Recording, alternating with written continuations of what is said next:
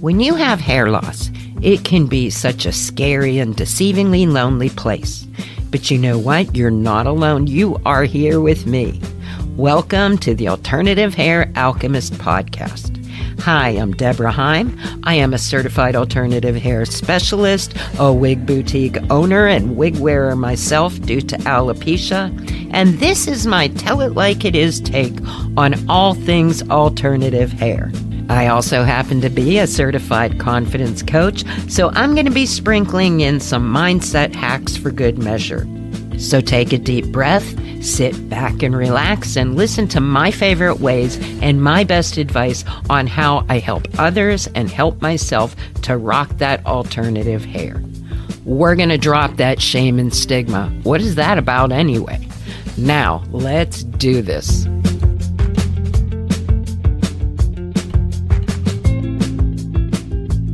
Hello, everyone, and welcome to the 2-year anniversary episode for the podcast, The Alternative Hair Alchemist. And that's the podcast you are listening to, and I am Debra Heim. You can find me at debraheim.com, which is DebraHeim.com, or verybestlittlehairhouse.com. Also, you can find me on Instagram, Twitter, TikTok, and Threads. Couldn't remember the name of it, but yeah, you can find me any of those places if you have any questions for me or any subject you'd like to suggest for an episode, because the episodes are coming out a little less frequently because I feel I've covered everything. So generally when something pops up, it gives me the inspiration to do an episode. So I'm always welcoming any suggestions that you might have, any questions, and, let's just get on with it this week. And this week's a really important thing I want to discuss. I want to talk about the guilt women feel when it comes to spending on themselves, not just in general, but specifically on alternative hair. Now, this is something that I kind of understand, because as a woman, genetically, we are the caregivers. We are always providing for everyone else. And we either train ourselves, or I don't know if it's part of genetics that we put everybody else's needs before ours. So some of that is just, a long-standing thing with women in general. But with hair, and alternative hair in particular, I see this attitude from women to be very, very, no other word to say it, but stingy when it comes to spending on themselves. And I know women, fortunately, that have quite a bit of money. Like, I know millionaires. And the reason I mention that is because when they talk about going to the salon for the extra treatment, and not all women are like this, but more of them than not have this guilt. I mean, I feel guilt from them that they are splurging on themselves.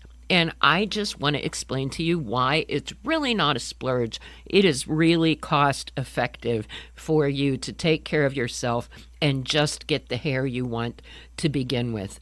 And that leads me to my first reason, because there is this tendency, that I have seen, where someone will find the wig or the topper that they love that works for them, and then all of a sudden they will try to find something a lot less cheaper that looks like it. Or you might even want to find something totally different, but the key word here is cheaper. And what happens is you end up, let's say, wasting money or buying things that don't work. I know, because I did it myself. And then before you know it, you have a closet full of things that don't work when you could have went ahead and got what works for you in the first place. It's especially tempting when something looks like a bargain, because you think, $69, I can't resist. But then by the time you get it and if you factor in the time you wait for to get something only to be disappointed, and then I know when I've gotten something like that, I tell myself, well, I might wear it, and then I will go back and try it again every couple weeks, and then it's still a disappointment.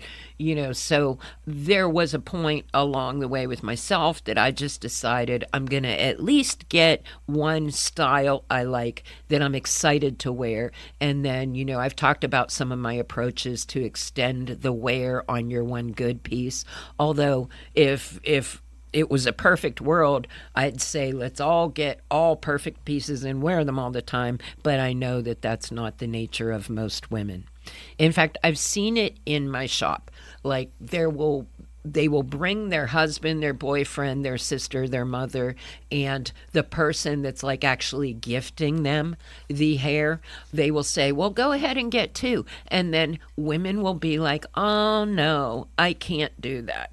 Now, this is something that I hope to make you aware of, because you may be like this and not even be aware. Now, stop and think about that, because right there, that's something you need to work on correcting, because you need to allow people to do things for you. That's the first step in starting to get comfortable with getting gifts. Sometimes I see the same thing with compliments. People that have a hard time accepting a compliment, like someone will say, oh, your dress looks great, and they'll say, oh yeah, this old thing, or something like that. So if you tend to deflect compliments, or if somebody wants to do something nice for you, like pick up the tab, there is a tendency for a lot of us to just go, oh, no, I got it. And that's something to start to become aware of, because you need to get comfortable with receiving.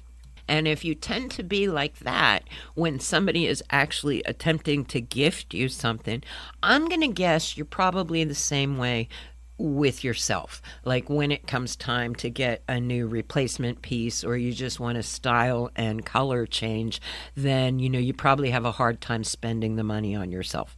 And here's how I reframe it for people in my shop. And reframe is the psychobabble, if you want to use that expression, word for learning how to look at something from a different perspective. And this can really help you expand your viewpoints on a lot of things. Now, let's look at it this way. Women with like show-stopping hair that you would stop and say, hey, who colors your hair? Who does your hair? Most often, they are spending a lot of money on color, cut, hopefully tip at a really good salon. So if you think of the cost of that, they are putting that into their hair every 3 months. So I know when I was doing research a couple years ago, that ultra double blonde process, I don't know, I'm not a hairstylist, so I don't know the terms for all of that, but I'm talking about that show-stopping hair that has highlights, lowlights. That, if you have dark hair to start with, the initial stages to get it to that light can cost you $750. So right now, and people, I often get asked a lot of times, like, what could somebody expect to spend on a wig? And that's such a varied answer. But for this episode, I'm going to use a price, let's say, of $300 US dollars. For like, if you're spending that on a wig and you get 3 to 6 months wear out of it, you need to average what the cost per wear for that particular piece is. Because if you take that $300 and divide it out by the number of days, sometimes it comes to not as much as you might think. But somehow when we go to spend that initial money, it's like this huge lump sum, and you're going to find all kinds of reasons like that why you can't spend it. But I'm here to tell you that you are just as important as any household bill you have, because how you feel about yourself has ripple effects through your whole life. When you have the hair that you love, I even have a sign in my shop that says, when my hair looks good, I can handle anything. And if you think about it, that's probably the truth. And when you think about how much better the right hair that you love to wear makes your life, and that therefore, I know I don't dread going out I actually look forward to it. I look forward to getting ready to go to work because I know I'm going to look great. So, think of those factors in when you consider whether or not you're going to be okay spending a certain amount.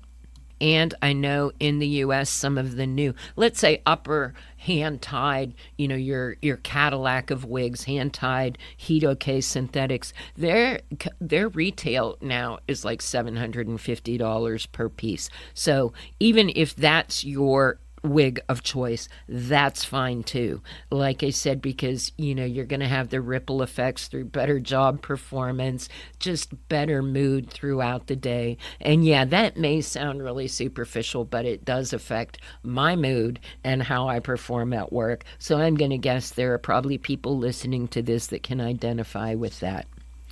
Think about how much you can save on the shampoos.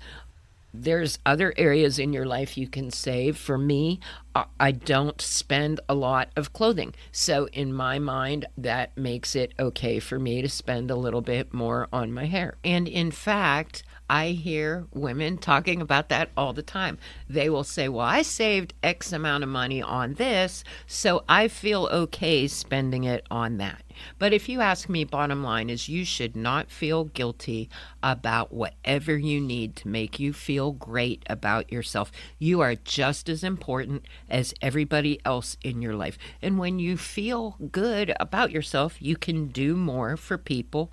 Think again about the time you save just by popping your hair on and looking fabulous.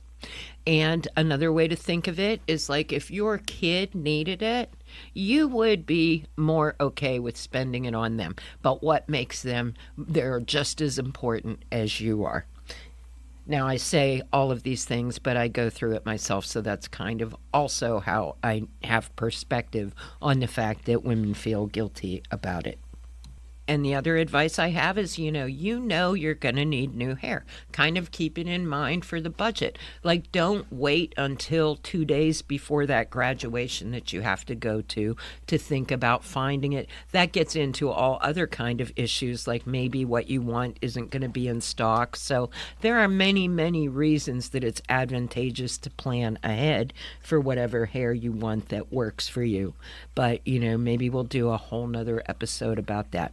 But before I go, I wanted to mention a different podcast. This podcast is called HairPod, HAIRPOD. And I recorded an episode with them yesterday. They had me on to interview. Their podcast is all about helping to end the stigma for people with alternative hair. Now, HairPod is produced by Hair Club, which is mainly known for men for hair replacement, but I think they also have women on their episodes. They're like this show, 15 to 20 minutes long, and they have all different types of personal stories, so it's probably worth checking out for you over them. But I also wanted to mention that, we think that women are the only ones that feel guilty about spending on themselves or feel slightly anxious about being okay with alternative hair. Well, guys do too.